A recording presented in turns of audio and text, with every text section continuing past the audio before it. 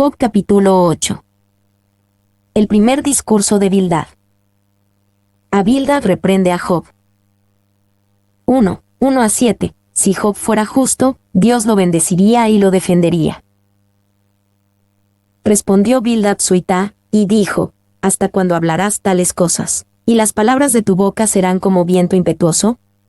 ¿Acaso torcerá Dios el derecho, o pervertirá el Todopoderoso la justicia? Si tus hijos pecaron contra él, él los echó en el lugar de su pecado. Si tú de mañana buscares a Dios, y rogares al Todopoderoso, si fueres limpio y recto, ciertamente luego se despertará por ti, y hará próspera la morada de tu justicia. Y aunque tu principio haya sido pequeño, tu postrer estado será muy grande. ¿Hasta cuándo hablarás tales cosas? Bildad, quien algunos piensan que era descendiente de Súa, hijo de Abraham por Cetura, como en Génesis 25:1-2, ahora habla. Reprendió a Job por la reprimenda de Job a Elifaz, quien previamente había reprendido a Job. Bildad desestimó la defensa de Job como se registra en Job 6-7 como un viento impetuoso. Y él no comienza tan cortésmente como Elifaz, sino que acusa a Job sin rodeos de ser un charlatán, vehemente pero vacío. Andersen. No hay una palabra de disculpa, ni un toque de simpatía amistosa. No hay ningún intento de aliviar y calmar a la víctima. Bradley. 2. Si Elifaz nos parece el miembro más refinado de este grupo, comparativamente flexible y sofisticado, entonces Bildad el Suitá aparece como el tradicionalista acérrimo y procaz, el que ve todos los problemas en blanco y negro y que se enorgullece de su enfoque sensato y franco. Mason.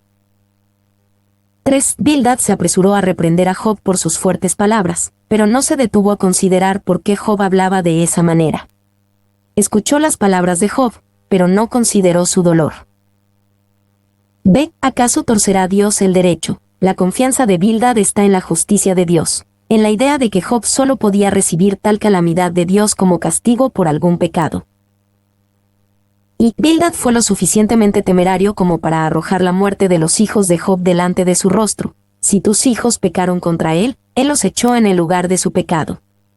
No solo hay una férrea indiferencia ante la difícil situación de Job, sino también una arrogante certeza de que los hijos de Job recibieron justo lo que merecían y que Job estaba bien encaminado hacia el mismo destino. Smith. 2. Los hijos de Job deben haber pecado.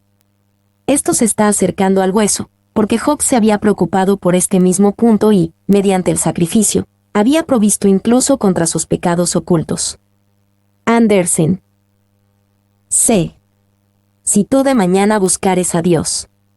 Si fueres limpio y recto, ciertamente luego se despertará por ti. Bildad era como todos los demás en este drama, incapaz de ver el drama detrás de escena en el reino celestial. Por lo tanto, su única forma de interpretar la situación de Job era aplicar el principio de causa y efecto y llamar a Job al arrepentimiento. Y este llamado a buscar a Dios de mañana viene inmediatamente después de la condenación de los hijos de Job. Él los cortó en sus pecados, pero a ti te perdona, y esta es una prueba de que Él espera para tener misericordia de ti. Clarke. 2. Para Job, esto era un consejo hueco, tipo mira el lado positivo. El Evangelio del temperamento funciona muy bien si solo sufres de neuralgia psíquica, por así decirlo, y todo lo que necesitas es una taza de té, pero si tienes una queja realmente profunda, el mandato de ten ánimo es un insulto. ¿De qué sirve decirle a una mujer que ha perdido a su marido e hijos en la guerra que se anime y mire el lado positivo? No hay lado. Bueno, es oscuridad absoluta, y si Dios no puede venir en su ayuda, verdaderamente ella está en una condición lamentable. Chambers. 3. Sin embargo, noten que Bildad dijo: si fueres limpio y recto, ciertamente luego se despertará por ti.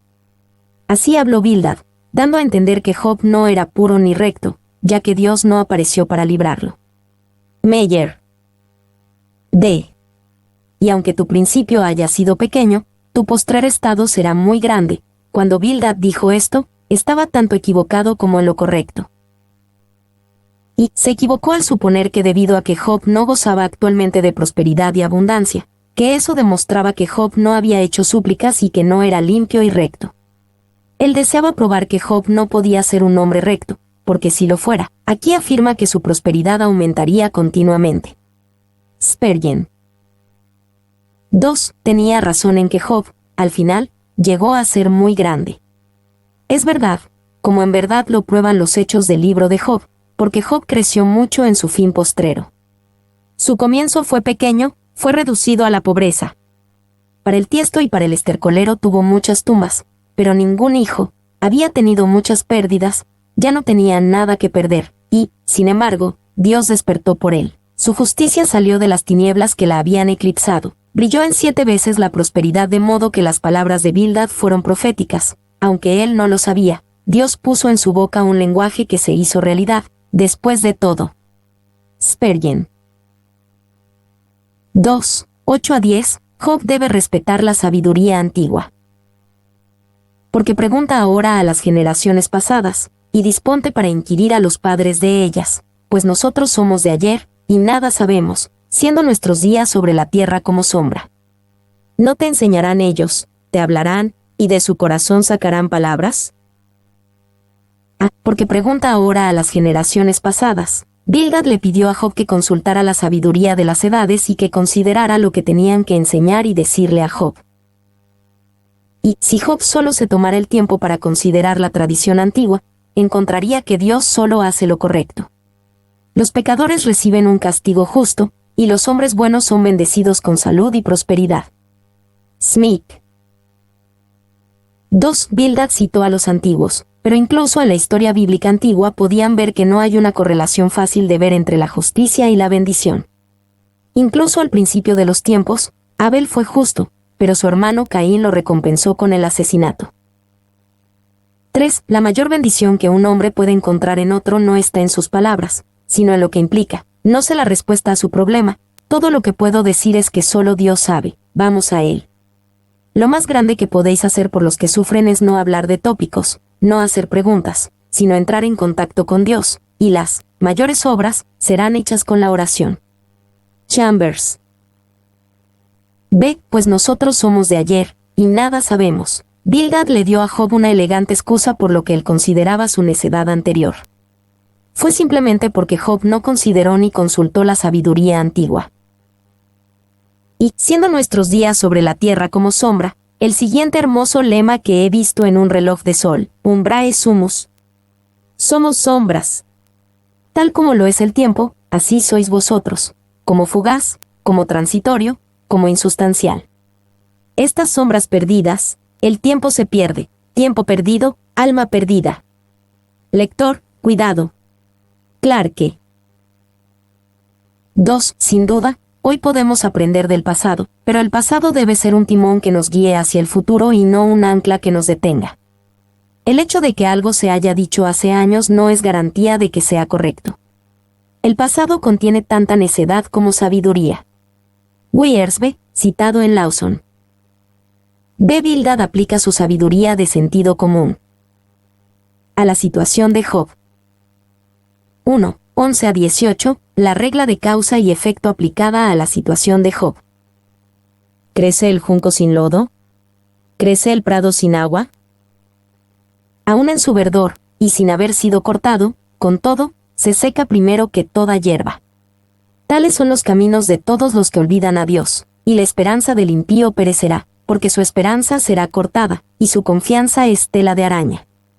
Se apoyará él en su casa, mas no permanecerá ella en pie, se asirá de ella, mas no resistirá. A manera de un árbol está verde delante del sol, y sus renuevos salen sobre su huerto, se van entretejiendo sus raíces junto a una fuente, y enlazándose hasta un lugar pedregoso. Si le arrancaren de su lugar, éste le negará entonces, diciendo, nunca te vi. Crece el junco sin lodo. Bildad usó el ejemplo del junco que crece para ilustrar dos cosas. Primero, muestra el principio de causa y efecto, porque el agua hace que crezca. Segundo, es un crecimiento frágil que se seca primero que toda hierba. Y este junco es como el hipócrita o el que hace una mera demostración de fe sin verdadera confianza en Dios. Spurgeon usó la ilustración del junco de Bildad en Job 8, 11-18 como una descripción del hipócrita. Como el junco, los hipócritas crecen rápidamente. Como el junco, los hipócritas son huecos y sin sustancia. Como el junco, los hipócritas se doblegan fácilmente. Como el junco, los hipócritas pueden bajar la cabeza en falsa humildad. Como el junco, los hipócritas no dan fruto. 2. Se seca primero que toda hierba. Mucho antes de que el Señor venga a cortar al hipócrita, a menudo sucede que se seca por falta del lodo en el que vive. El entusiasmo, el aliento, el ejemplo, el provecho, la respetabilidad, la prosperidad, bajo los que vivía, le fallan, y él también falla. Spurgeon. B. Se seca primero que toda hierba. Así como el junco se marchita y muere rápidamente, así lo harán todos aquellos que le dan la espalda a Dios. Puede prosperar por un tiempo, pero finalmente irá a la ruina. Y una tela de araña, que aunque se formó con gran arte e industria, y puede causar mucho daño a otros, sin embargo, es muy delgada y débil, y fácilmente se derrumba o se rompe en pedazos, e incapaz de defender a la araña que la hizo. Pole. 2. Bildad usó imágenes poderosas y vívidas del mundo natural, pero las aplicó mal a Job como si fuera un hipócrita pecador y superficial. Si tomas una ilustración de la naturaleza y la aplicas a la vida moral o espiritual de un hombre, no serás fiel a los hechos porque la ley natural no funciona en el mundo espiritual. Dios dice, y restauraré a vosotros los años que ha comido la langosta. Eso no es una ley natural, y sin embargo es lo que sucede en el mundo espiritual. Chambers. 3. Y nuevamente tenemos que decir que Bildad estaba bastante en lo cierto en sus afirmaciones de la verdad, y bastante equivocado en sus deducciones previstas en lo que respecta a Job. Morgan. 2. 19 a 22. La promesa de Dios de bendición para los íntegros. Ciertamente este será el gozo de su camino, y del polvo mismo nacerán otros. He aquí, Dios no aborrece al perfecto, ni apoya la mano de los malignos. Aún llenará tu boca de risa, y tus labios de júbilo. Los que te aborrecen serán vestidos de confusión, y la habitación de los impíos perecerá. Ciertamente este será el gozo de su camino. Dios no aborrece al perfecto. El mensaje de Bildad era más contundente y menos diplomático que el de Elifaz, pero su mensaje básico era el mismo. Job podría llegar una vez más a un lugar de gozo y risa si se volvía a Dios otra vez. Y, en su teología simple, todo puede explicarse en términos de dos tipos de hombres, los íntegros, Tam, Job 8, 20a, usado de Job en 1:1, y los malvados en secreto, Aneb, Job 8, 13b. Externamente iguales, Dios los distingue haciendo prosperar a uno y destruyendo a otro. Andersen. B. Los que te aborrecen serán vestidos de confusión. La frustración de Job aumentaba debido a estos diálogos contenciosos con sus amigos. Después de las duras palabras entre Elifaz y Job, Job 4 a 7, Bildad invitó a Job a encontrar la vindicación a través del arrepentimiento. Y Bildad tenía su sabiduría de los antiguos y su propio sistema de creencias, los cuales coincidían y parecían inquebrantables. Lo que en realidad no tenía era a Dios mismo. Bildad y los demás consejeros de Job hablan mucho, pero lo que no hacen es orar. Parecería que Bildad tenía muy poca experiencia real con Dios. Sin embargo, Job estaba siendo preparado para experimentar a Dios tan de cerca que podría decir, «Más ahora mis ojos te ven», Job 42, 5. Mi nombre es Demim. Soy tu asistente personal. Mi sitio en internet es demim.es.tl.